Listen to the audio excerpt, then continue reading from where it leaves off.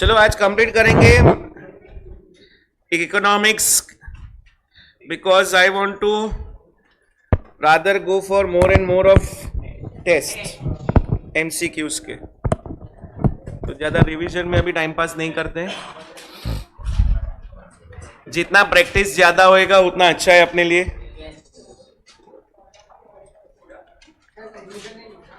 ना वो I think stage 2 में हम लोग मैंने ऑलरेडी लिखवाया कि will operate at this stage वाला लास्ट में। चलो so guys yesterday we completed the discussion on unit number 1 बराबर है। so we are starting today with unit number 2 and unit number 2 is all about theory of cost means it is an expense incurred by towards production of goods or services. Very important part of this unit was 17-18 different types of cost जो एकदम start में सीखा था। याद नहीं रहेगा तो of course आप लोग देख सकते हो मटेरियल में, याद है तो मेरे क्वेश्चन का आंसर देना। First two were very important, explicit cost and implicit cost, where explicit is also known as accounting cost, where it is those expenses या those factors which are, is it owned by a firm entrepreneur or not owned? Rather it is, if I say it is not owned, that means it is purchased or hired. और अगर आप कुछ चीज purchase करते हो, कोई चीज को हायर करते हो as a firm, as a businessman, you have to make what? Payments. And if you are बकायदा making monetary payments, then such things will be recorded in the books of accounts. तो भाई rent pay किया, paying wage और salary to the employees, electricity bill, transportation bill, ये सब अपने कौन से कॉस्ट हो गए? Explicit, that is accounting. Then comes my implicit, उसमें वो फैक्टर्स आते हैं which are owned by entrepreneur और ओन करके खुद ही के बिजनेस के लिए यूज हो रहा है। हेलो, हाँ ऑफ कोर्स अगर वो suppose this is the owned premises of the businessman, he could have earned rent by giving it to someone else, but वो उसने क्या किया? नहीं मतलब उसने फॉरगॉन किया, सेक्रीफाइस किया, also known as. So my implicit is also known as opportunity cost, also known as forgot cost. बराबर है। अच्छा, अगर खुद के ही बिजनेस के लिए यूज हो रहा है तो खुद को बकायदा मॉनिटरी पेमेंट रेंट होने वाला, so such costs are not recorded in the books of accounts. Now if we add this to, that is explicit and implicit, it is economic cost. I hope ये तीन चीज clear है। बस बाकी तो एकदम सिंपल था। Fourth one, it is which cost? It is the actual financial expenditure. ये वर्ड याद रखना है, मैंने एमसीक्यू में ये वर्ड आया ना, कौन सा? फाइनेंस। तो आंसर आपका क्या होएगा? Okay, then comes my direct और इनडायरेक्ट, ये साथ में सीखा था। Now direct means anything which we can trace per unit या पर प्रोडक्ट। तो जैसे मैंने कहा था, suppose I am manufacturing leather का बेल्ट, शूज एंड पर्स, और मैंने 10 लेदर के शीट्स मंगाए थे जिसमें से 4 sheets were used for purse, 4 for belt, sorry shoes and 2 for belt. So can I trace it per product? So such cost becomes. अब हो क्या रहा था कि एक ही मेरा फैक्ट्री था जिसमें तीनों चीज बन रहा है। So now when I get the electricity का बिल और चार्ज, तो can I trace it per product? नहीं, बट कॉस्ट है, but I can not trace it per unit per product. Such costs are called as also the non traceable cost.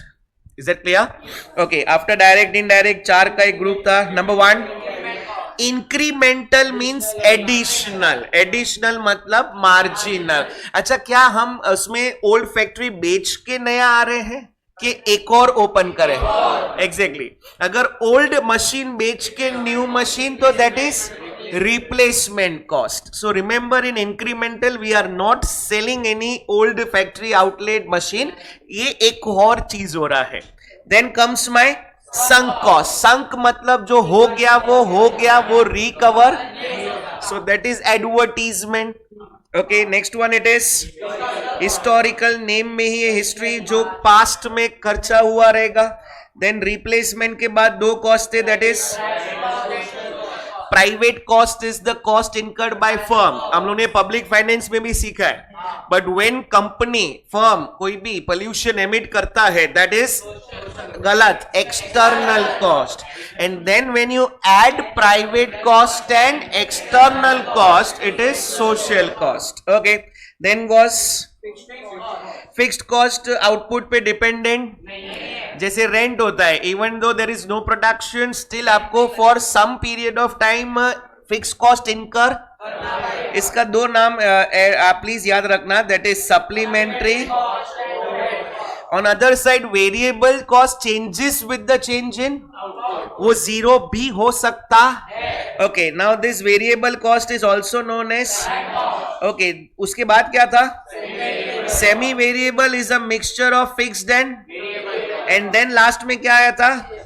Stair step is an extra help. मैंने आपको एक diagram जैसा सिखाया था.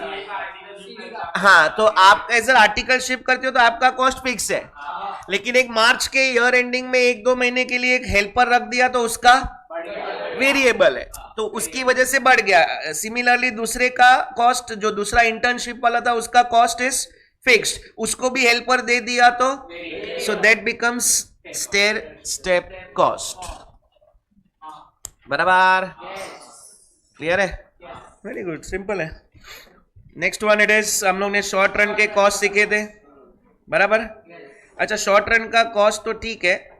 एक बात पूछो आप लोग को, at zero output fixed cost zero नहीं हो सकता. Total cost is the addition of.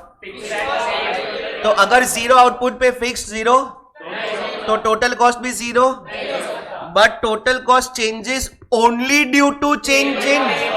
सो जो स्लोप वेरिएबल का रहेगा वही स्लोप टोटल कॉस्ट का रहेगा, बट टोटल कॉस्ट का स्टार्टिंग पॉइंट फिक्स्ड कॉस्ट के स्टार्टिंग पॉइंट से रहेगा. Is that clear? ओके, आपको अगर स्लोप याद है, किसी ने बनाया एक फुल स्केप पे. मैंने बोला था कि हर एक के कर्व के सामने उसका स्लोप कैसा होता है, बनाया था. ओके, किसी के साथ शेयर करना नहीं. तेरे इर्द गिर्द स्नेह जो बैठे हैं ना, काफी लोग तुझे मांगेंगे. नहीं, ऐसा मैं सबको देख रहा हूं. नहीं, क्या है, ऐसी यू कैन शेयर, ऐसा कुछ नहीं है. लेकिन तुम लोग जितना एक पेपर पे चैप्टर 2, 3, 4 डायग्राम्स उसी में, बाकी ठीक है, आपको चैप्टर 7 में वो एमपीबी ने एमपीसी ने वो सब लिखना है तो लिख देना. बट मेजर डायग्राम्स चैप्टर 2, 3, 4 में है. एक मैक्सिमम मैं आपको बोलूं 45 मिनट्स टू 1 आवर लगेगा. आप पेजेस घुमाते जाओ, लिखते जाओ स्टार्टिंग से कि भाई डिमांड कर्व भी लिखो, भले आपको पता है इट इज डाउनवर्ड स्लोपिंग, फिर भी लिखो. फिर वो इलास्टिसिटी में रेक्टेंगुलर हाइपरबोला ने, हॉरिजॉन्टल ने, वर्टिकल, एक बार लिखोगे ना, बिलीव मी ये परमानेंट याद रह जाएगा. Okay, fixed. अच्छा, अपना अभी कल से तुम लोग आउटपुट कर रहे थे. अभी एक्स एक्सिस पे क्या आएगा और वाई पे क्या आएगा? What is the slope of TFC? ऐसा कुछ है, बराबर है. What is the slope of TVC? हाँ, स्टार्ट जीरो से स्टार्ट होएगा. इनवर्स एस ऐसा कुछ आएगा, बराबर है. This is your TVC. और यहां से होएगा ना. क्या टीसी और टीएफसी पैरेलल होएगा? मतलब ये वर्टिकल गैप जो है बिटवीन, हाँ, क्यों सेम होएगा? बिकॉज फिक्स्ड कॉस्ट क्या है? सेम. बराबर है ना? Very good. चलो, उसके बाद after this fixed cost we studied something called as short run का एवरेज कॉस्ट. तो सबसे पहले आया था इसमें average. What is the formula? It is total fixed cost upon quantity. Then average variable cost, total variable cost upon, फिर average total cost और AFC plus ABC. और मार्जिनल कॉस्ट का फॉर्मूला. ओके, ध्यान रखना, ये मैं करूंगा एमसीक्यू, बट कल हम लोग ने किया था, पता है, ये टीपी एपी एमपी का first if you construct the table very carefully तो नीचे के 3-4 जो भी क्वेश्चंस होंगे ना वो बहुत फटाफट इजीली आ जाएंगे. ठीक है, सिर्फ constructing the table is very important. चलो अभी इसमें if you remember the diagram में कॉमन डायग्राम ही बना देता हूं. Initially what was the slope of average fixed cost? Okay, it was downward sloping but rectangular hyperbola. Okay. अच्छा, पहले ज्यादा है फिर इवेंचुअली कम होते होते होते होते एक्स एक्सिस को टच करेगा. क्यों नहीं? क्योंकि टोटल फिक्स्ड कॉस्ट मेरा 0. सो इफ एट ऑल मेरा समझो टोटल फिक्स्ड कॉस्ट इज 100 और डिनोमिनेटर में आउटपुट बढ़ता जाएगा बट स्टिल 0.000 समथिंग कुछ तो आएगा, इसलिए वो एक्सिस को touch. Okay, what was the slope of AVC? U shape. पहले नीचे से स्टार्ट होएगा, गिरते गिरते एएफसी को टच करेगा और गिरेगा और फिर ऊपर जाएगा. This is your U shaped which curve? AVC curve. फिर एसी कर्व का स्लोप क्या था? बट स्टार्ट कहां से होएगा? हाँ, initially the gap between AVC and AC will be and eventually gap will be. Will they ever intersect? क्यों नहीं? क्योंकि फिक्स्ड कॉस्ट 0 नहीं हो सकता. अच्छा, why initially gap between them is more? Proportionately fixed cost ज्यादा है एंड इवेंचुअली फिक्स्ड कॉस्ट, इसलिए गैप भी क्या हो गया? कम हो गया. बराबर है, नोटबुक में डायग्राम बनाया था. अच्छा, फिर ये दोनों के ना अपना मिनिमम पॉइंट से एसी और एबीसी से कौन टच होके जाएगा? बराबर है ना, जे shape, U shape, umbrella handle shape. बराबर है. अच्छा, इसमें भी यही लॉजिक था. अगर मैं एसी और एमसी कर्व अगर अलग से बनाऊं ना, सो पहला तो ये यू शेप्ड अपना एसी था और उसके मिनिमम पॉइंट से कौन हो गया है? सो पहला व्हेनेवर एसी फॉल्स, करेक्ट, यहां से यहां फॉल हो रहा है ना, तो एमसी फॉल्स एट अ, तो initially MC curve is below AC curve. अभी एक एमसीक्यू है, ध्यान से देखना. When AC falls, MC is option A falling, option B rising, option C falling और राइजिंग, ऑप्शन डी नन. वो एक पार्ट में एसी गिर रहा है बट हाँ, ये आपको ध्यान रखना है. मैं कहना इसे यहां से यहां मेरा एसी फॉल हो रहा है, तो यही यहां से यहां मेरा एमसी लू तो ये फॉल भी हो रहा है. एग्जैक्टली. तो ये एमसीक्यू ध्यान रखना कि when AC falls MC must be, तो it can be both rising और फॉलिंग.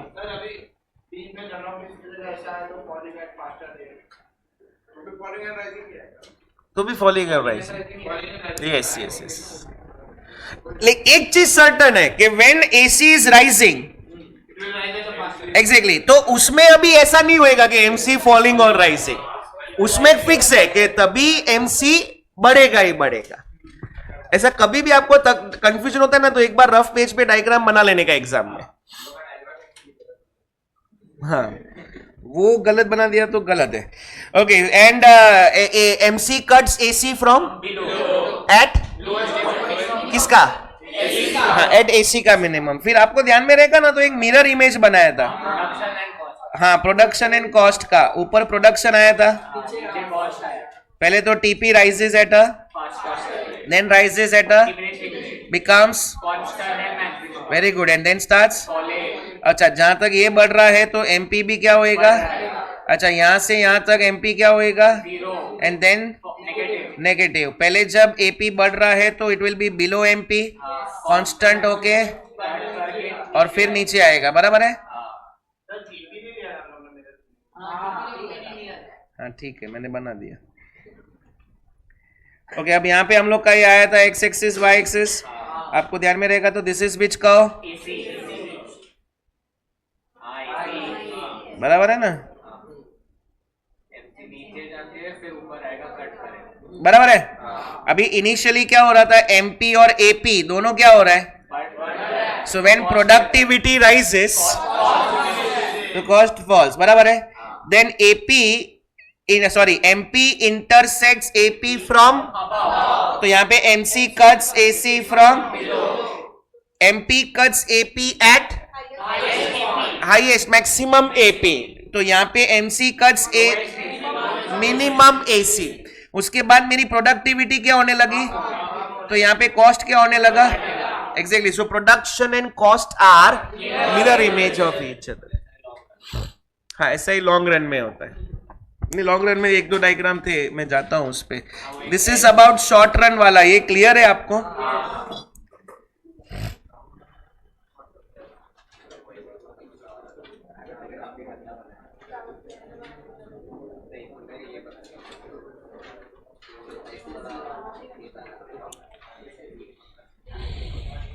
ठीक है. मिरर इमेज के बाद we entered into what, long run. अच्छा, by the way long run is made up of what, short runs. Many short run plan becomes your long run. But long run का shape derive करने के लिए हमने पहले 3 short run लिए थे. आपके अगर सामने डायग्राम रहेगा तो प्लीज आ जाना उस पे.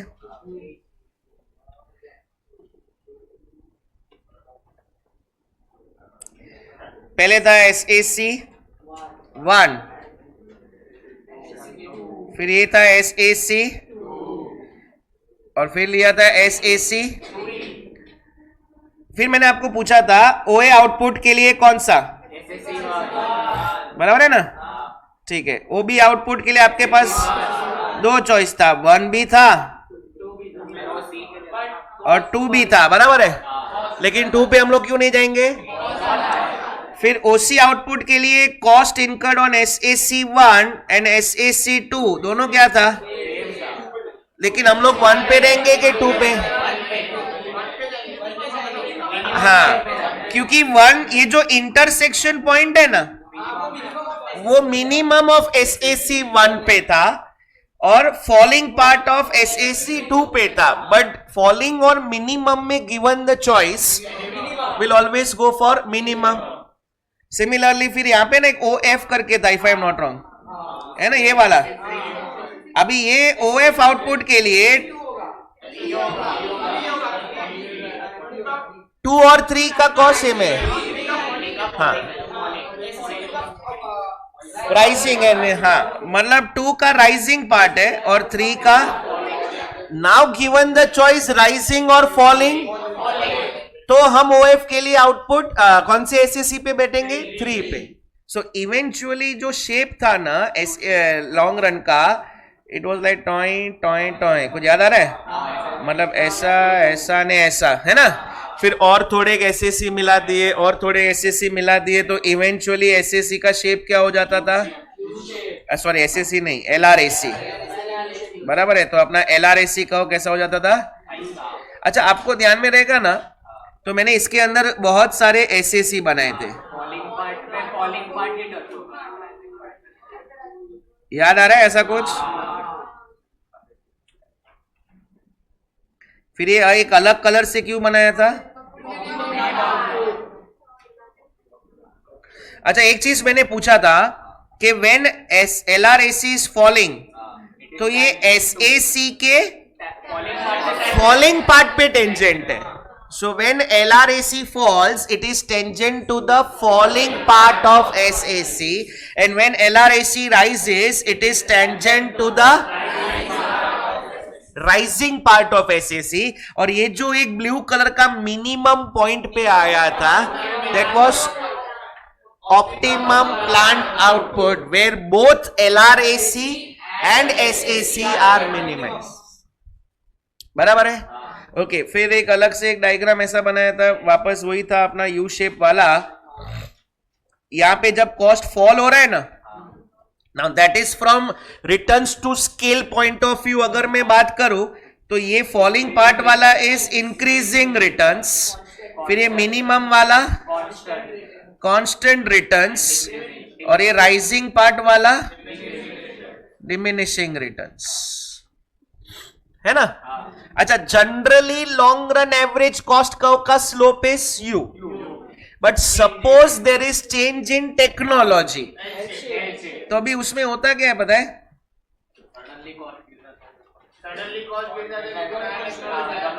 पहले तो there will be steep fall in the cost, क्योंकि कैसा होता है कि समझो ओल्ड मशीन में 100 units of input was giving me 120 units of output.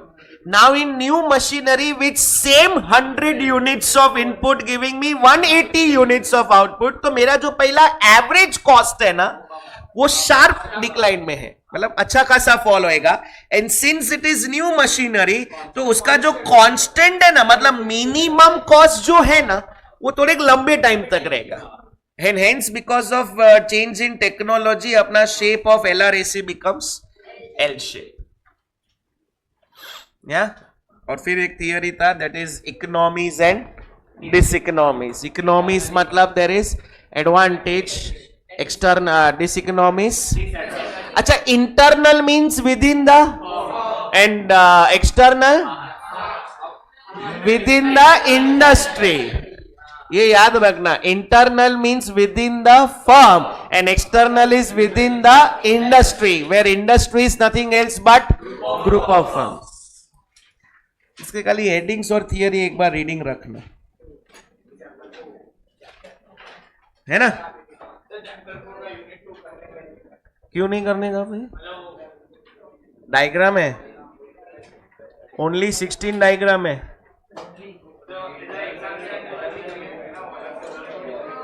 Exam के टाइम हाँ हाँ हाँ, नहीं ये अच्छा हो याद करवाया.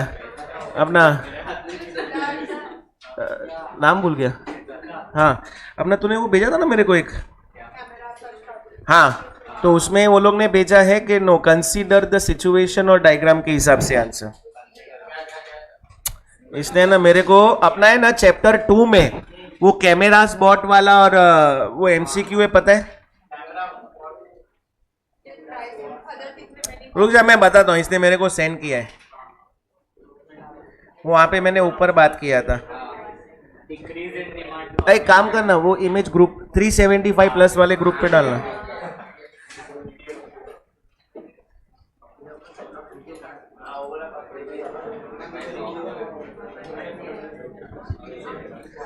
ये जो इमेज डाल रहा है वो एक बार ओपन करो, मैं आपको गाइड करता हूं. सिद्धार्थ ने भेजा है, देखो.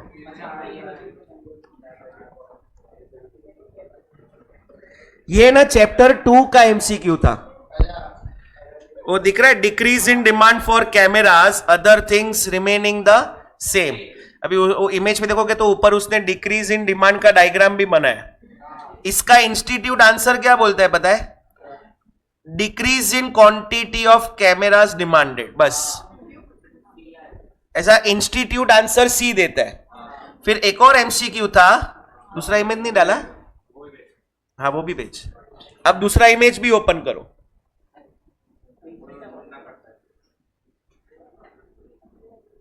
सीधा मेरे इसमें जाना, तूने दोनों भेजा है. बराबर है ना, पर इसका कंप्यूटराइज तो वैसे भी कांस्टेंट रहेगा.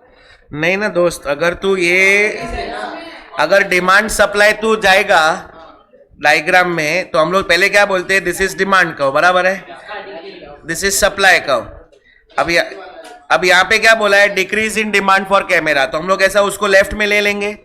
लेफ्ट में ले लेंगे तो नवा इक्विलिब्रियम में अपने को दिखेगा कि यार प्राइस भी कम हो रहा है, क्वांटिटी. अभी दूसरा इमेज ओपन कर,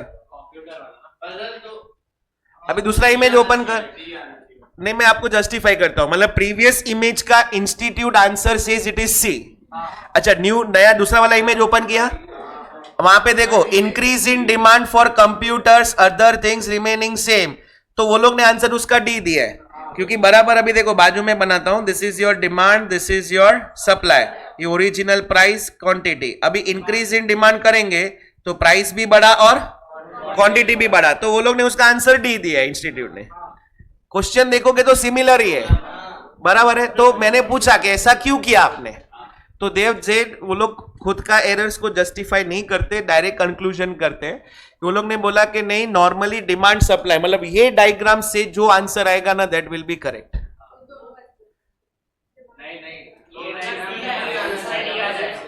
हाँ, पहले वाले में डी आ जाएगा, मतलब पहले वाले इमेज में आंसर डी आ जाएगा.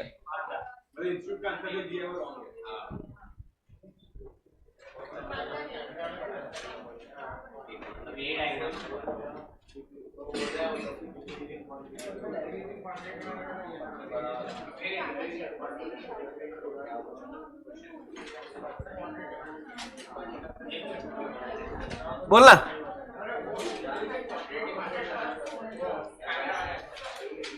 कैमरा वाले में decrease in demand for camera, और कंप्यूटर वाले में बोला increase in demand for computer. मतलब कुछ चेंज नहीं है उधर भी डिमांड। मैं समझ गया कि अगर सर क्वांटिटी वर्ड है और इधर नहीं है तो अकॉर्डिंगली एक्सपांशन और तू इंक्रीज डिक्रीज के एंगल से सोच रहा है ना, लेकिन दोनों तो एमसीक्यू ध्यान से देखेगा ना तो वहां पे decrease in demand for camera दिया और यहाँ पे increase in demand for computers दिया।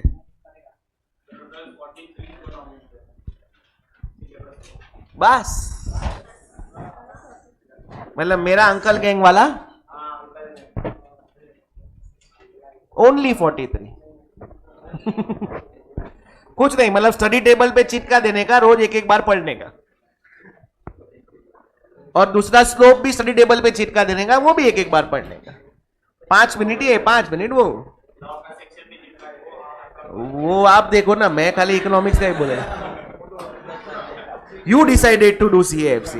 I didn't force you. और तेरा एक और था जिसका ये लोग ने रिप्लाई नहीं किया है, वो इंटरेस्ट वाला। एक सम में वो लोग ने डिडक्ट किया है। एक सब में रेवेक्स लिया है, एक सब में कैपेक्स लिया है। हाँ हाँ, तो पीछे पढ़ना पड़ेगा ये लोग के।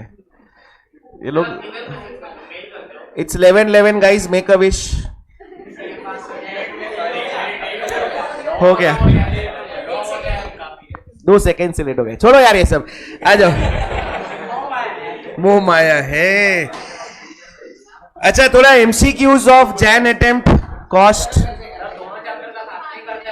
कौन सा दोनों? चलो ठीक है, 3rd और 4th साथ में करेंगे। चलो आज खत्म करते इकोनॉमिक्स। चैप्टर नंबर 4 पे आ जाओ। चैप्टर नंबर 4 में कितने यूनिट्स थे पता है क्या? First one is related to your types of market. अच्छा, सबसे पहला market from economic sense it is and, ये सबसे इंपॉर्टेंट वर्ड है, arrangement where potential buyers and potential sellers with each other directly or indirectly to buy and sell goods and when they meet buyers and sellers they bargain for a price। तो सबसे पहला अगर बोलो ना कि few features, तो सबसे पहला एक होना चाहिए region। now that region can be local, regional, national, international। again there has to be existence of both buyers and, दोनों मिलके विमल खाएंगे नहीं, there has to be an existence of both goods and services. They always bargain for a, bargain करने के लिए they should have the and knowledge रहा, then only there can be one price for a commodity, नहीं तो seller लूट नहीं बैठे। बराबर है। क्लासिफिकेशन में ध्यान रखना, सबसे पहला एरिया में it is local, regional, national, all perishable goods local, semi durable regional, durable and precious stones metals, crude oil international। फिर time element given by Marshall काका, very short period, short period, very short is market period, very long, very sorry short का law diminishing returns या variable proportion या returns to factor, long run में returns to, short run at least 1 factor, others are long roller, business always operates in, goes to, start off. Nature of transaction में 2 थे, spot and, so अगर on the spot buying selling payment रहा तो, अगर buying selling हो गया payment बाद में होगा, और फॉरवर्ड, दोनों नाम याद रखना, फ्यूचर और रेगुलेशन में if we talk about SEBI, RBI, TRAI, ये सब खुद के हिसाब से कैपिटलिस्ट इकोनॉमी, बल्क में buying selling, small required, consumer का कौन सा मार्केट है, एंड कंपटीशन में 2 था, परफेक्ट कंपटीशन एंड ओके मेन ये चैप्टर में हम कितने मार्केट्स पढ़ेंगे? परफेक्ट कंपटीशन में प्रोडक्ट इज होमोजेनियस, मोनोपोली में देयर इज एक ऐसा फीचर जो सिर्फ मोनोपोली में है. Okay monopolistic competition product is differentiated और हेट्रोजेनियस, एंड ओलिगोपोली में sellers are more than less than. Okay इसके बाद है ना एक हम लोग ने MR AR TR करके कॉन्सेप्ट सीखा था. TR का फॉर्मूला इज बराबर है, फिर AR इज, क्योंकि हम लोग लिखते हैं ना TR अपॉन Q, फिर Q कैंसल होता है, एंड MR का formula. After this there was one, ये क्या बोलते हैं इसको, MR AR TR and elasticity formula याद है? MR is equal to AR into E.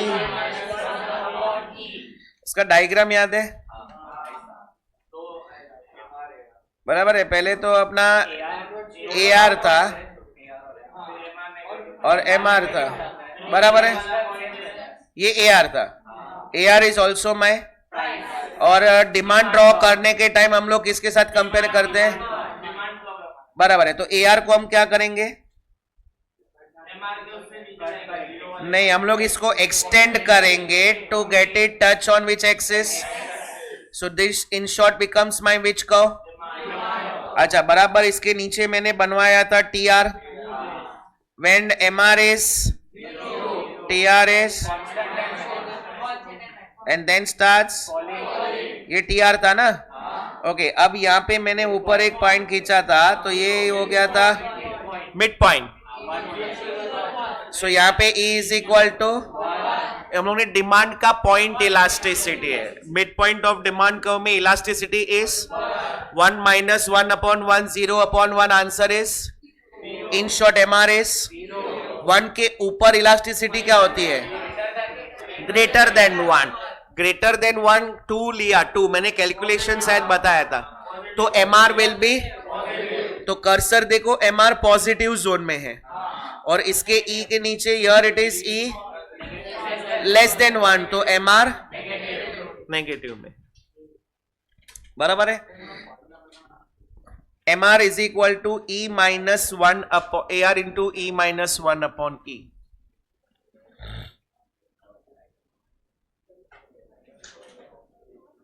हाँ ठीक है, फिर 16 डायग्राम्स वाला यूनिट था, और वो यूनिट के बाद सीधा यूनिट नंबर 3 पे जावे.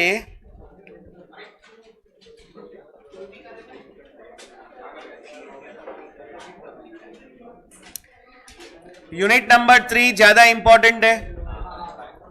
सबसे पहला यूनिट 3 में we started with which market? एक मिनट, लेकिन वो 16 के 16 सबने बनाए हैं नोटबुक में, तो ही काम है 2 बार. Very good.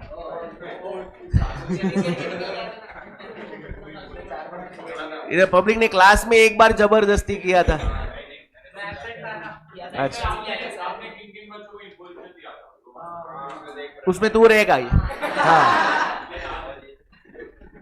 ओके चलो, परफेक्ट कंपटीशन में सबसे पहला देयर आर फ्यू के large number of buyer sellers. ठीक है, इंडस्ट्री जो होती है ना is a price maker, is fixed by industry, and firm is a price. Okay few features आपको याद रखने, head points in perfect competition there are followed by free entry and, ये जो पॉइंट है ना फ्री एंट्री एग्जिट, वो important है, वो लॉन्ग रन का जस्टिफिकेशन था, नो प्रॉफिट नो लॉस वाला. करेक्ट. अच्छा then market should have the specifically buyers, there is perfect no transport cost. क्यों नहीं है, मतलब क्यों नहीं है? एग्जैक्टली, मतलब पेंसिल है तो ऐसा गोरेगांव का सेलर थोड़ी बोलेगा मैं मुलुन जाके पेंसिल बेचेगा, क्योंकि मुलुन में भी वो पेंसिल मिलता. नियरेस्ट एग्जांपल ऑटो रिक्शा दिया था, तो उसको उधर चलाने का, इसको यहाँ चलाने का, तो there is no transport cost and also no selling cost. मतलब ठीक है. उसके बाद इसका industry as a price maker similar table बनाया था. तो प्राइस डिटरमाइन होता है through market force, that is demand and so as per this schedule demand is equal to supply at what price, 6 rupees पे, बराबर है. So this 6 rupees becomes my, तो industry ने प्राइस दिया और फर्म ने प्राइस लिया, सो फर्म बिकम्स प्राइस. इसलिए डिफरेंट क्वांटिटी ऑफ आउटपुट पे where output is rising but price remains. जैसे अभी ऑटो रिक्शा का 26 हुआ, मैं बैठू, ये बैठे, कोई बैठे, 26, प्राइस रिमेन्स. ओके, अब यहां पे this is the only market where price, AR and MR तीनों सेम है. बाकी मार्केट में only price and AR is same. Perfect competition में प्राइस, AR, MR तीनों सेम है, बराबर है. अब इसका डायग्राम याद है आप लोग को? पहले मार्केट इंडस्ट्री से डिटरमाइन हुआ था. So this was X and Y क्या, डिमांड एंड प्राइस मिला. फिर वही प्राइस हमने बाजू में लिया, वही अपना MR है, वही अपना. अच्छा, TR was increasing at a, क्यों? TR टेबल में देखोगे ना तो 6 to 12, 6 से बड़ा, 6 से बड़ा, 6 से बड़ा, 6. ये करेक्ट है. ओके, इसके बाद हम लोग ने सीखा था conditions for equilibrium of a firm, that is profit maximising level of. दो बाजू बाजू में डायग्राम्स थे, MR MC एंड TR/TC, याद है? अच्छा, MR MC का डायग्राम मेरे को जरा हेल्प करो. What is the slope of MR? What is the slope of MC? बराबर है. अब A के पहले B के बाद क्या है? Cost is more than revenue. So where does profit lie? A और B के. But do we need profit के मैक्सिमम प्रॉफिट? तो मैक्सिमम प्रॉफिट कौन सा था? B पे था ना. ये क्यों रेड वाला नहीं था? करेक्ट है, दिस इज MR MC. तो हर एक डंडी एडिशनल प्रॉफिट बताती है. ये total shaded is your total profit. अब B के आगे जाने वाला नहीं है. So your total profit is maximum at point B. MR is equal to and MC cuts MR from, और बढ़ते बढ़ते कट कर रहा है, मतलब while intersecting MR curve MC has a positive slope, बराबर. सिमिलरली जब हमने TR/TC बनाया था तो TR तो अपना कांस्टेंट रेट वाला था, TC अपना इनवर्स एस शेप है. अब दोनों है टोटल, तो मुझे गैप भी मैक्सिमम वाला चाहिए. सो व्हाट आई डिड, एक टेंजेंट पास किया था, टेंजेंट पास किया through, but that tangent has to be parallel to. अब जो ये 1 पॉइंट और ये पॉइंट का ये जो पॉइंट है ना, that is your which profit. इसके आगे आपके टोटल प्रॉफिट्स कम हो रहे हैं, एंड हेंस यहां पे मैक्सिमम प्रॉफिट वाला ये पॉइंट है. करेक्ट है. Then we studied what are the various categories of profit considering AR and AC approach. बराबर है. सामने देखोगे तो मैंने एवरेज कॉस्ट लिया था 20,000 if I am not wrong in your notebook. वो सैंडलवुड के 2 सुगंधिन चेयर्स का कुछ था. Fixed cost was I think 8,000 and remaining 12,000 was variable cost. बराबर है. पहला केस में मैंने 30,000 में बेचा, मतलब मेरा कॉस्ट के ऊपर पैसा आया. Way revenue is more than cost which is super normal, also known as abnormal profit. Second case में मैंने भाव टू भाव बेचा, लेकिन उसमें जो मेरा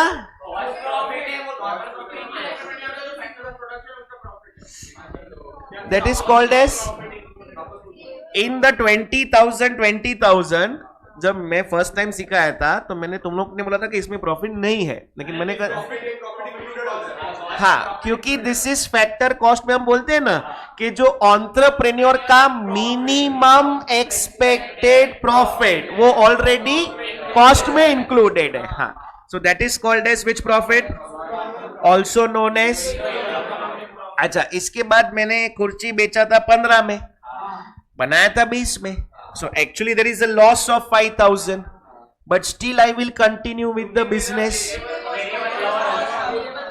इन दिस 15,000 मेरा वेरिएबल पूरा कवर हुआ और partly we had a conversation. ये सोचते कि लॉस है और बिजनेस बंद कर दे, but for some period of time 8,000 का फिक्स्ड कॉस्ट लगेगा, तो धंधा बंद कर दूं तो जेब से जाएगा, धंधा चालू है तो जेब से जा रहा है, तो इनडायरेक्टली 3,000 मैंने बचाया, विच इज कॉल्ड एज सब normal profit. Then came a situation where my revenue was equal to variable cost. अब धंधा चालू रखूं या बंद करूं, लॉस तो 8,000 का ही है, तो मैं थोड़ा चालू कर रख देता हूं. This is the maximum variable loss, इससे ज्यादा लॉस में बर्दाश्त.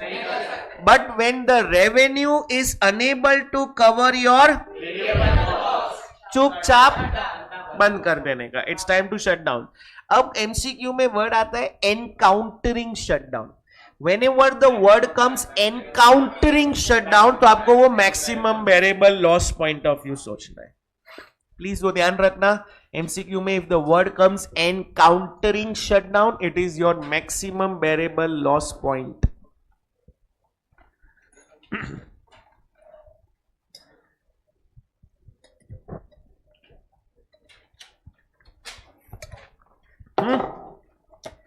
चलो, इसके बाद शॉर्ट रन इक्विलिब्रियम के डायग्राम्स थे. 3 कैटेगरी थे, super normal, normal and loss. मैंने ना डायग्राम ड्रॉ करने के पहले आई थिंक 2 स्टेप्स लिखवाए थे. पहला ड्रॉ एमआर एंड, पूरा पढ़ो वो. Okay, so here what is the slope of MR? What is the slope of MC? Maximum profit कौन सा रहेगा? Where MC cuts MR from? ये मेरा इक्विलिब्रियम है. यहां से I will pass one perpendicular line EQ. What is the purpose of this line EQ? मैं इतना ही आउटपुट बनाने वाला है. This is determining maximum level of output. Then ये आउटपुट पे प्रॉफिट है, लॉस है, for that we have to draw ARAC. अब परफेक्ट कंपटीशन में जो MR है वही अपना, तो consider this horizontal line as AR, जिसने मेरा EQ वाली लाइन को E पे टच किया. So that much becomes my revenue. अच्छा, मुझे क्या बताना है? सुपर नॉर्मल में AR should be greater than AC. अच्छा, by the way, what is the slope of AC कहो? जो AR पे आएगा, AR के ऊपर आएगा कि नीचे? बट मतलब पहले MC कर्व पे AC का मिनिमम आएगा, ये ग्रीन कलर दिख रहा है. फिर यहां से नीचे लेने का, ये हो गया मिनिमम, और यहां से हो गया ऊपर. So this is your U shape which curve. अब AC ने EQ वाली लाइन को जहां टच किया रहेगा, मिनिमम से नहीं, EQ वाली लाइन को जहां टच किया रहेगा, that much is my, so revenue is greater than cost. So ये था मेरा सुपर नॉर्मल प्रॉफिट. एक चीज याद रखना है, AC के मिनिमम पॉइंट से MC कर्व पास होना चाहिए. That's the condition. Similarly second was which profit? अब नॉर्मल प्रॉफिट में भी सबसे पहला तो बॉस आई विल ड्रॉ, फिर जहां बिलो से कट किया दैट इज, और वो बिलो से जहां कट किया that is my, and I will pass one equilibrium EQ. बराबर है. Now I want to show normal profits means ARS. अब जो यहाँ पे MR है वही अपना, तो रेवेन्यू अपना E पे टच हुआ, और यू शेप्ड वाला एसी का भी कहां टच होएगा, बराबर है। तो अपना एसी और एआर दोनों का intersection should be, super normal में AC was below AR, normal में AC was on AR, now there it will B,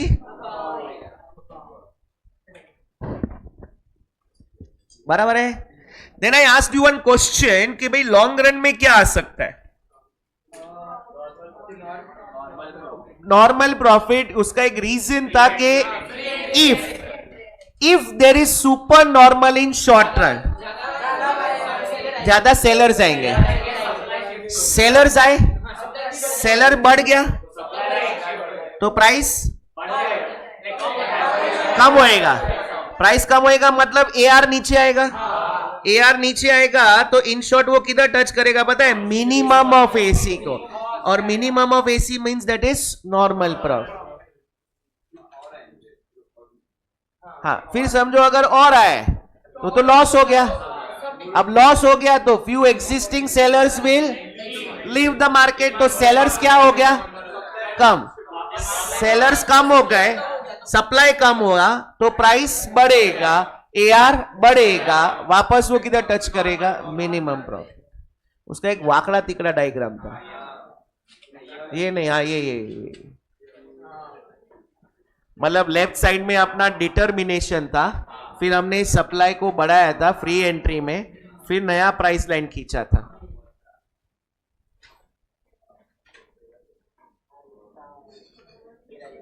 बताओ, हाँ ये वाला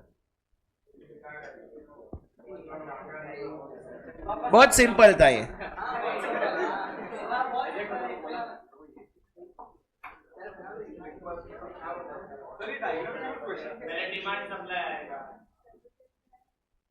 ये देखो, पहले ये डिमांड था, है ना, और ये सप्लाई था। अच्छा मेरे को बोलो, यहां से अपना एलआरएसी आता है, but long run is made up of what, short run. अब यहां से प्राइस आया था ना, तो ये जो था ना अपना एमआर था, वो ये अपना क्या था, एआर था। अब यहां से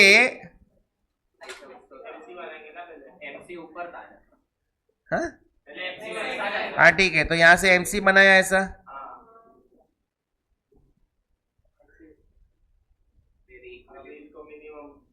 मिनिमम पे टच किया था, ऐसा सब था। फिर यहां से हम लोग ने एसी बनाया था, तो एसी जो था वो नीचे था। अच्छा नीचे था तो यहाँ पे कॉस्ट कम था और रेवेन्यू ज्यादा था, रेवेन्यू ज्यादा था, कॉस्ट कम था, तो यहाँ पे नंबर ऑफ सेलर्स बढ़ गए, नंबर ऑफ सेलर्स बढ़ गए तो अपने को प्राइस कम हो गया, प्राइस कम हो गया तो ये मिनिमम पॉइंट पे टच हुआ। फिर यहाँ से अपना ये एमसी था, एसएमसी था, यहाँ से अपना एलएमसी भी था, और यही था अपना एसएमआर भी था, एसएआर भी था, सब कुछ यहीं से टच हो रहा था। एलआरएसी तो है ही, तो और अपना एसी का भी यहीं पे टच हो रहा था, एसएसी वाला। तो ये वाला इक्विलिब्रियम में क्या हो रहा था पता है, SAC is equal to SMC is equal to LRAC is equal to LMC is equal to MR is equal to AR, सब कुछ इंटरसेक्ट हो रहा था। देखो आज तक ये डायग्राम रिलेटेड एमसीक्यू डायग्राम से नहीं आया है, लेकिन अपने को थियरी बेस्ड आया है, फ्री एंट्री एग्जिट वाला लॉजिक वाला वो एमसीक्यू आया है, नहीं चलेगा। डायग्राम प्रैक्टिस में उसी दिन बोला था कि ये वाले डायग्राम और एक था वो सप्लाई का डिटर्मिनेशन वाला, ये दो डायग्राम मैंने कहा था आज के आज ही घर जाके प्रैक्टिस करना। अच्छा ये नीचे वाला यू मेरा कौन सा था याद है, एवीसी, ऊपर वाला यू एसी, दोनों के मिनिमम पॉइंट से बराबर है। फिर अपनों ने पहला लिया था कि नीचे वाला ये एआर एमआर, नीचे वाला एमआर एआर ये यहां से टच किया था, लेकिन मेरा एवरेज कॉस्ट ऊपर है बट वेरिएबल कॉस्ट कवर हो रहा है, सो ये था मेरा मैक्सिमम वेरिएबल लॉस। धंधे में बरकत हुई, मैं बीच में आया तो ये MR11 था, तो MR2 AR2 आया तो मुझे E2 मिला था, सब नॉर्मल। धंधा कंटिन्यू किया तो मेरा प्राइस और बढ़ा, मेरा MR3 था, AR3 था, ये नॉर्मल प्रॉफिट था, धंधा और बढ़ा, MR4 था, AR4 था, फिर ये जो E1, E2, E3, E4, so a part of MC curve, I repeat, a part of above ABC, मतलब ये ABC के ऊपर से, I repeat, a part of above is your upward sloping supply curve। मैंने जीवन में ना बहुत बार बना, इसलिए मैं फास्ट फास्ट बना सकता है, तुम इतना फास्ट फास्ट नहीं बना। तो ये दो डायग्राम्स का तो आपको खास प्रैक्टिस रखना होगा। किसको? बिकॉज यहाँ पे ना प्राइस डिटरमाइन होके आ रहा था, तो यहाँ पे प्राइस बढ़ रहा था और यहाँ पे तो हम लोग आउटपुट ही ले रहे थे, तो प्राइस और क्वांटिटी का डायरेक्ट रिलेशन इज सप्लाई।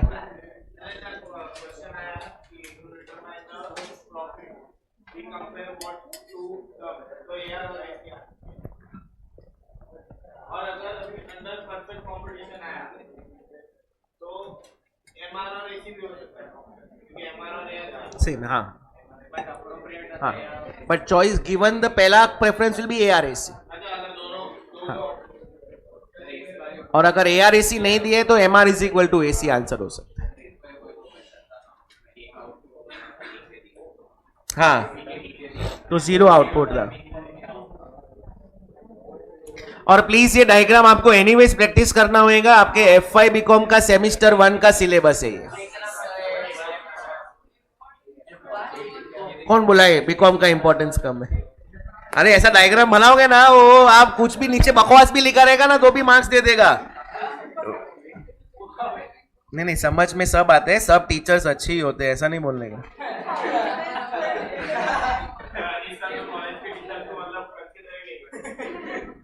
नहीं, मैं करता हूं। Okay, after perfect competition second market is what? Monopoly means it is how many seller. चलो फीचर का एक एक पॉइंट बोलो ना। Single and large number of, no close, monopoly दी गली which no entry, restriction for entry, monopolist is always a price. एक दो चीज मैंने शायद ऐड करवाई थी। Monopolist can either maximize or output but not both in the same market। भूल गया सब कुछ, याद नहीं अब। हाँ, एक नरीमंस और नाला सोपारा। हाँ, याद आ गया। हाँ, 3 डायग्राम, एक ऐसा। एग्जाम में भी ऐसा करते रहना हवा में। वो डायग्राम किसका था वो याद है? किसका था? Price discrimination. चलो ठीक है, तो अच्छा मेरे को बोलो, अब बात निकला ही है तो हम वो पेज पे जाए उसके पहले ही। पिगू ने 3 क्लासिफिकेशन ऑफ प्राइस डिस्क्रिमिनेशन दिया था, first degree, second degree, third degree. Please वो पेज पे नहीं जाना। Under first degree a seller wants to take away entire, पूरा निचोड़ लेगा, बराबर है। जनरली ये कौन कर सकता है? अब तीनों बोलो। हाँ, तो लॉयर, डॉक्टर, एकदम प्रोफेशनल जो बायर को ज्यादा समझता नहीं है तो सेलर पूरा निचोड़ लेगा। Teacher correct. सेकेंड क्लासिफिकेशन में क्या था? A part of surplus, not entire. And third one was a market is divided into, this is possible only when elasticity of 2 different market is, जहां पे नरीमन का मार्केट इज, वहां पे price बढ़ा भी दिया फर्क, एंड नाला सोपारा इलास्टिक। ठीक है, वेरी गुड। अच्छा, इसका MR/AR का स्लोप क्या था? MR/AR का स्लोप क्या था? डाउनवर्ड्स तो ठीक है। वॉज इट फ्लैटर के स्टीप? क्यों स्टीप? पहले इनइलास्टिक था, फिर फ्लैटर था। नहीं नहीं, मोनोपोली का एमआर एआर दोनों स्टीप था। नहीं नहीं नहीं, नॉर्मल एमआर एआर पूछ रहा हूं मैं, दोनों।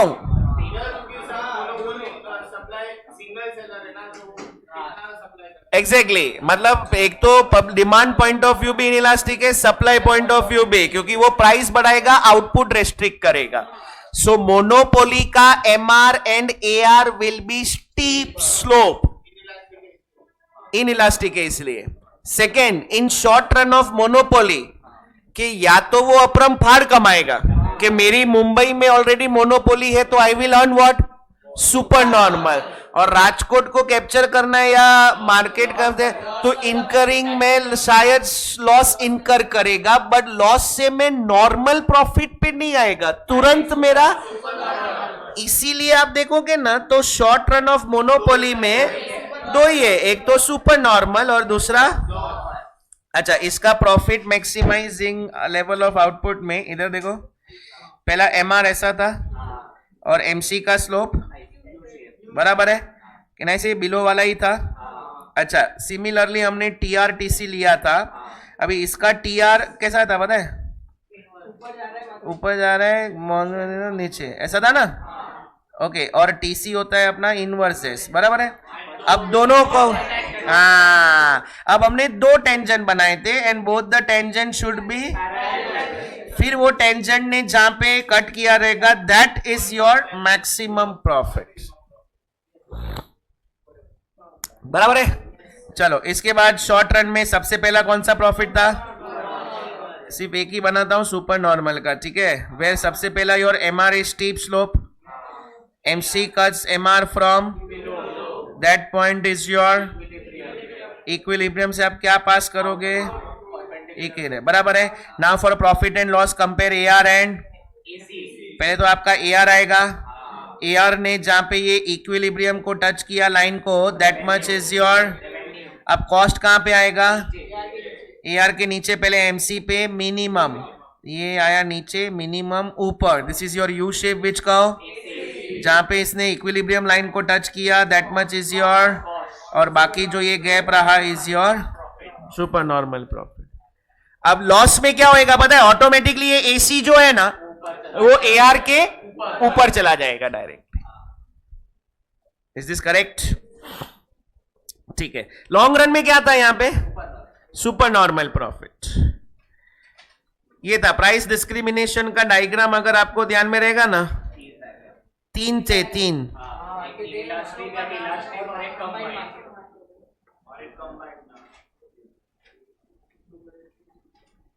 बराबर है।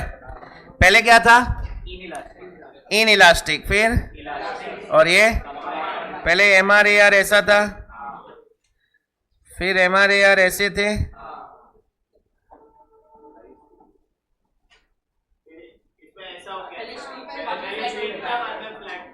कंबाइंड में पहले स्टीप था, this was your combined MR,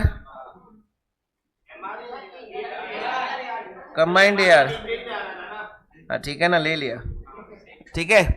फिर MC cuts MR from, this is your MC curve, फिर जहां पे बिलो से कट किया था ना, मैंने कहा था मुझे यही एमसी कर्व उठा के इलास्टिक और इन इलास्टिक पे रखना है, तो ये अपना टच जहां होएगा ऐसा स्ट्रेट लाइन है, समझ लो।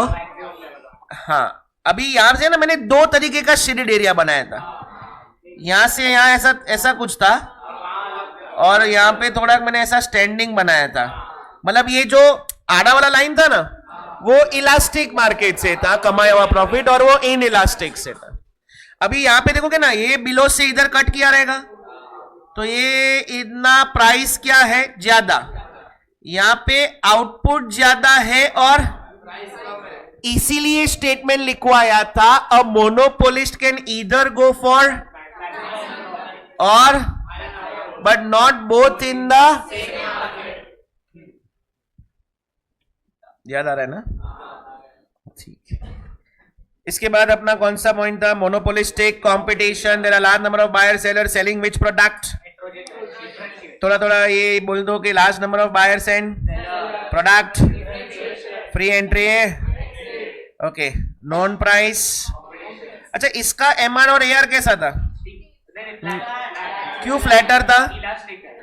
क्योंकि लोगों के पास चॉइस है, फर्क पड़ता इसीलिए जब इसका कर्व बनाते हैं। अच्छा, दूसरा है ना, इसका एमआर नेगेटिव में नहीं जाएगा क्योंकि थोड़ा तो product something there is unique है ना, प्रोडक्ट डिफरेंशिएटेड है तो थोड़ा तो कमाएगा ना।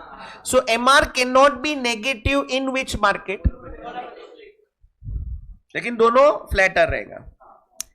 अच्छा, इसमें है ना, मैं ये बनाता हूं, नॉर्मल वाला बनाता हूं। हाँ, सबसे पहला एमआर कैसा है? एमसी कट्स एमआर फ्रॉम, वो पॉइंट को मैं क्या बोलेगा? यहां से मैं क्या पास करेगा? Now for A R A C I will first draw A R, वो भी अपना फ्लैट। अच्छा, उसने टच किया यहाँ पे डंडी को तो वो रेवेन्यू हो गया। अच्छा, अभी कॉस्ट मैंने कैसे बनाया था पता है? ए आर से एकदम थोड़ा ऊपर मैंने मिनिमम बनाया था। अब जब टच करेगा ना तो टच तो वहीं पे करेगा जहां पे ए आर ने वो इक्विलिब्रियम को टच किया था। सो कॉस्ट रेवेन्यू सेम है। अच्छा, अब यहां पे ना लॉन्ग रन का diagram, suppose this was point T और मिनिमम यहां हुआ है विच इज पॉइंट एल। अब if a firm wants to go from T to L तो दे कैन गो। ऐसा नहीं है कि कॉस्ट बढ़ रहा है, कॉस्ट अभी भी मिनिमम ही हो रहा है आगे। So they can go, will they go, that is their choice. तो अगर जा सकते हैं so there lies exactly that was excess capacity which lies only and only under monopolistic competition का लॉन्ग रन। अच्छा, इसका लॉन्ग रन का logic same था, normal profit, free entry and exit. Oligopoly, there are how many sellers? Few sellers. अच्छा, इसमें ना types important है, पहले characteristic very important it is. अगर जियो ने मस्ती की तो बाकी सब भी always an importance of demand curve, definite है कि इनडिटर्मिनेट। अच्छा, इसका डिमांड कर्व कैसा था? In oligopoly there is always a. अच्छा, टाइप्स में आप लोग एक्सप्लेन करो या मेरे क्वेश्चन का आंसर दो। सपोज डिफरेंशिएटेड प्रोडक्ट है तो भी ओलिगोपोली नाम नहीं था, और होमोजीनियस प्रोडक्ट रहेगा तो नए फर्म्स एंट्री ले सकते, नहीं ले सकते। लाइन में क्यों पूछूं मैं? One firm is looked upon as a leader.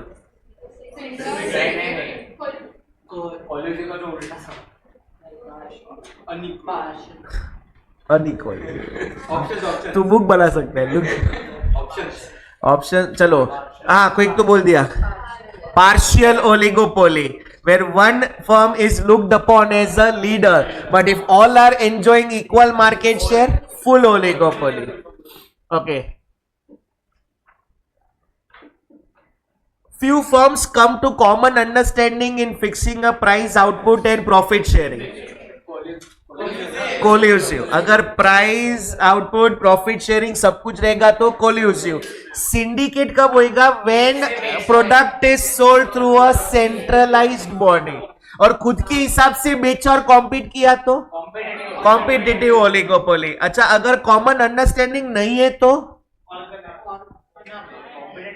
वो कॉम्पिटिटिव था और खुद के हिसाब से बेचा तो ऑर्गेनाइज्ड ओलिगोपोली।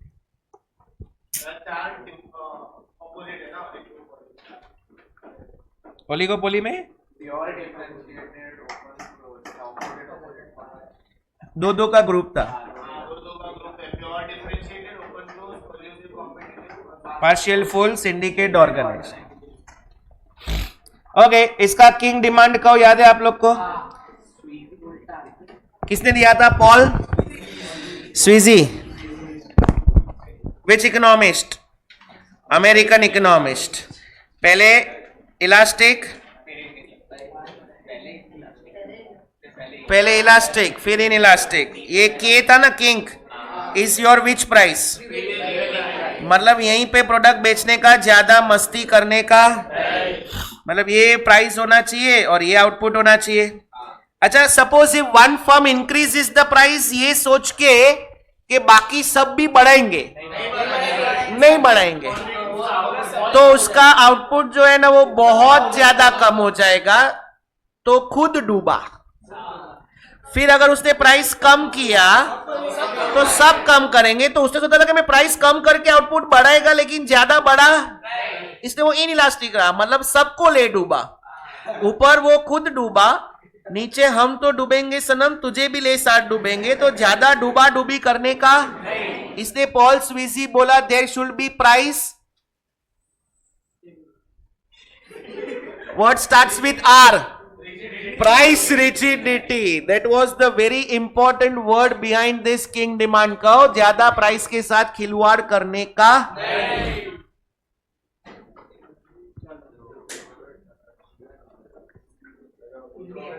3 और 4 प्लीज आप डायग्राम प्रैक्टिस करना.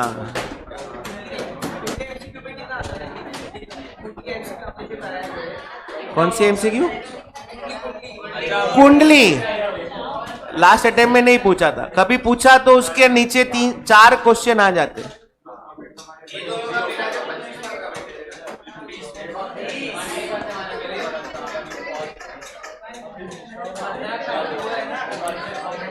डिमांड और नेशनल इनकम 2 और 6.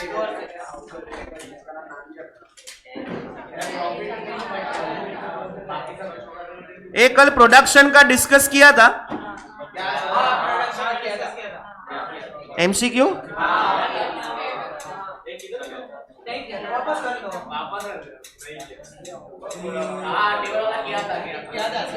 हाँ, टीपी एपी एमपी किया था ना, तुम लोग मिस्टेक कर रहे थे एडिशन में.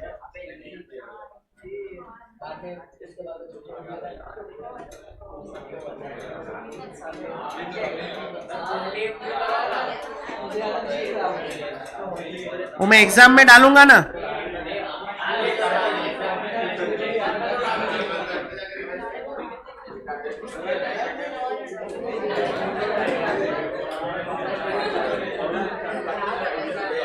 अच्छा सुनो, मैं अभी निश्चित को बोल के मैं नंबर ऑफ टेस्ट डलवा रहा हूं, तो समझो मेरा टेस्ट वीक डेज को रहा, तो उसका डिस्कशन के लिए मैं आऊंगा वीकेंड को ही, और अगर वीकेंड को रहा तो वीकेंड को आ ही जाऊंगा.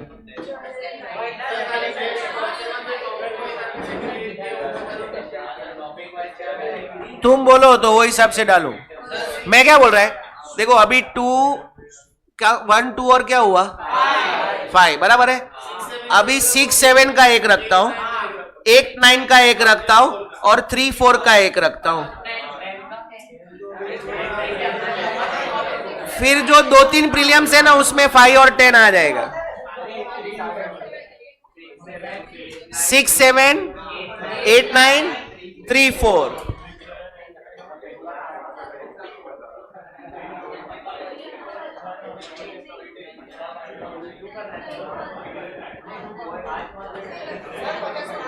पचास 50.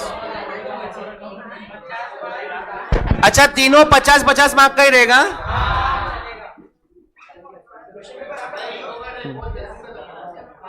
इको का टेस्ट फिर क्या करूंगा, 50 मार्क का 1 to 5, फिर 50 मार्क का 6 to 10, फिर 100 मार्क. करो यार, प्रैक्टिस करो थोड़ा.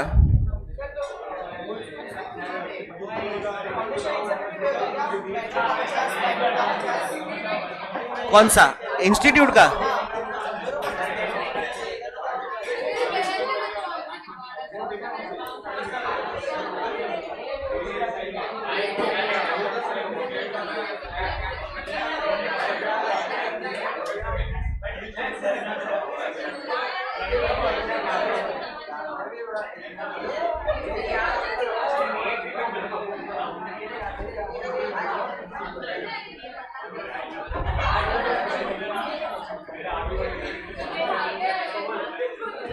Okay, guys, here. Initially, a firm enjoys dash of scale. Initially, a firm enjoys, अरे सुनो ना, मैं ऑप्शन भी दूंगा इसमें.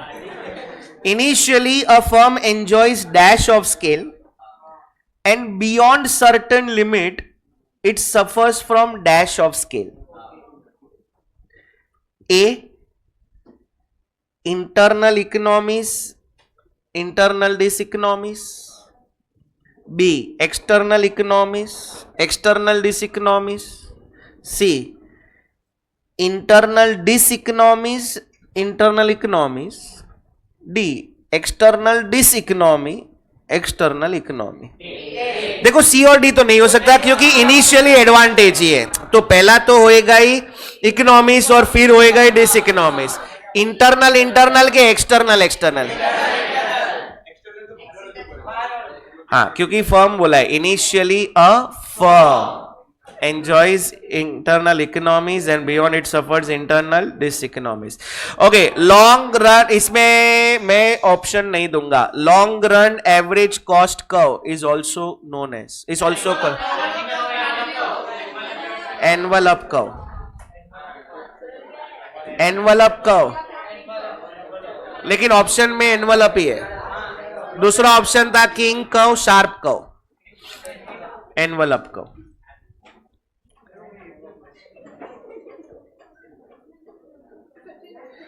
In short run, when average cost falls as a result of increase in output, marginal cost is dash than average cost. I repeat the question, option भी देता हूं. In short run, when average cost falls as a result of increase in output, marginal cost is dash average cost. A, greater than average, greater than. B, less than. C, equal to. D, independent. Less than. Less than. इसमें rising falling वाला option नहीं था, इसलिए मैं बोला option देता हूं, otherwise you are right.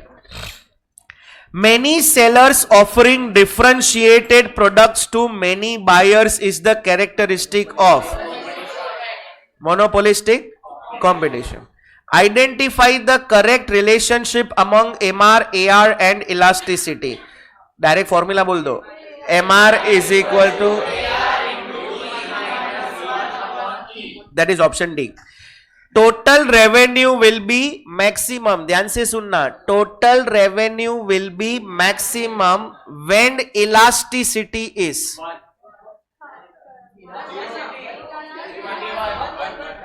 बराबर है ना? क्योंकि जब इलास्टिसिटी 1 है तो MR 0 है, और MR 0 है तो TR मैक्सिमम है. When both demand and supply increase. अच्छा, मैंने आपको डायग्राम के टाइम बोला था कि if proportion is not mention तो सेम प्रपोर्शन, ये पता है ना? Okay, both demand and supply increase, equilibrium quantity dash and equilibrium price will be dash. Quantity will increase, rise मतलब increase, and price constant. So increase and constant.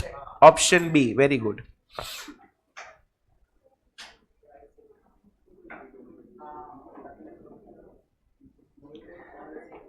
Okay, मैं ना option लिखता हूं फिर क्वेश्चन पढ़ता हूं. ये ऑप्शन नहीं है, ये क्वेश्चन की ही पार्ट है.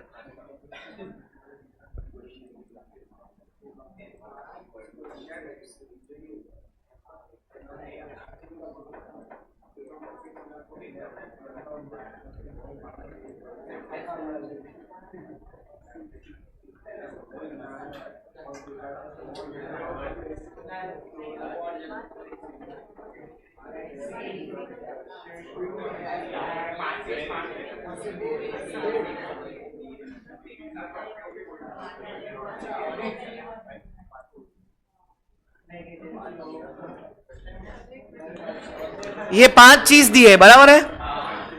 Based on this, last bench question is identify the correct from below mentioned conditions regarding equilibrium of a firm under perfect competition.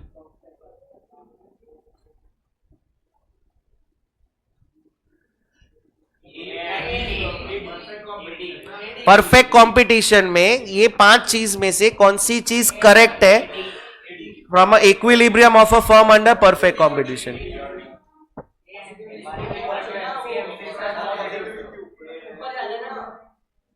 Correct, A है और डी है, क्योंकि when MC cuts MR from below, तो MC cut मतलब बढ़ते बढ़ते cut कर रहा है ना, तो it is a positive slope. Next option नहीं दूंगा. Dash are already incurred once and for all which can not be recovered. Price elasticity of demand of a firm under perfect competition will be large, small, infinite, none. कैसे पता चला? Horizontal straight line है इसलिए वो infinite है. Very good. Downward sloping and highly inelastic demand curve. I repeat, downward sloping and highly inelastic demand curve is a feature of which market? Market characterized by single buyer of a product or service, and samne there is single firm, is called as what? Monopsony. Correct. That is single buyer, single seller. AR curve is also known as, with a decrease in demand there is, बस इतना ही दिया है, option नहीं दूंगा मैं. हाँ,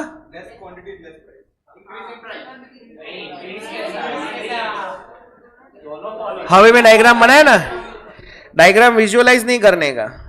decrease in demand बोला है, बराबर है. हाँ, तो दोनों कम होएगा ना. Decrease in price and quantity demand. Very good. See, when a perfect competitive firm earns dash, its AR are more than its AC. Market for soap and detergents are appropriate example of monopolistic competition. Very good. Next, if supply increases in a greater proportion than demand, if supply increases in a greater proportion than demand, बना और हवे में बना ना rough page पे, तुरंत answer आता है. आलसी.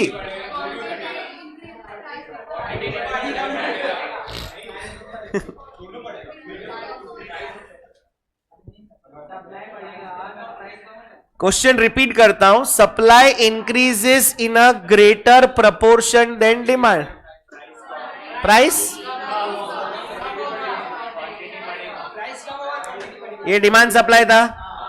अब कौन ज्यादा प्रपोर्शन में बढ़ रहा है? तो सप्लाई अपन ज्यादा राइट में लेंगे और डिमांड को थोड़ा ही राइट में लेंगे.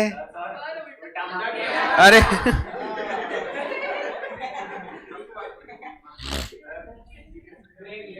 ये डिमांड है, ये सप्लाई है. अब सप्लाई को ज्यादा राइट में लेंगे और डिमांड को थोड़ा ही, ये तो बहुत ज्यादा थोड़ा हो गया ये, तो प्राइस कम हुआ. प्लीज विजुअलाइज, एग्जाम में नहीं करना.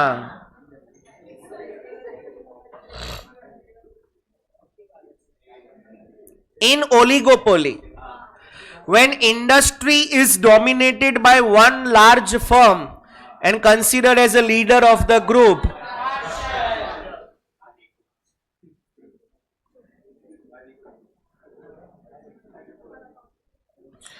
हो गया.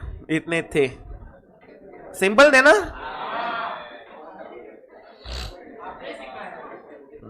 Thank you. चलो गाइज, ऐसा नहीं है कि हम लास्ट टाइम मिल रहे हैं. बी रेडी फॉर पहला तो चैप्टर. पहले मैक्रो पे जाऊंगा. टेस्ट ऑर्डर ऑफ टेस्ट भी मैं बोल देता हूं. 6 7 8 9 3 4 1 2 3 4 5 6 7 8 9 10 total 5.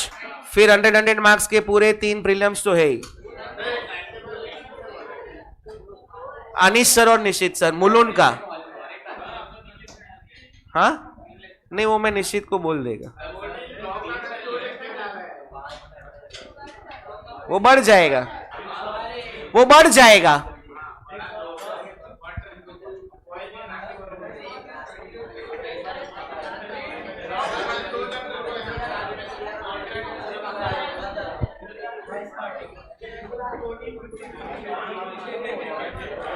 At any given point of time आपको डाउट आता है, मेरा नंबर ऑलमोस्ट सबके पास है.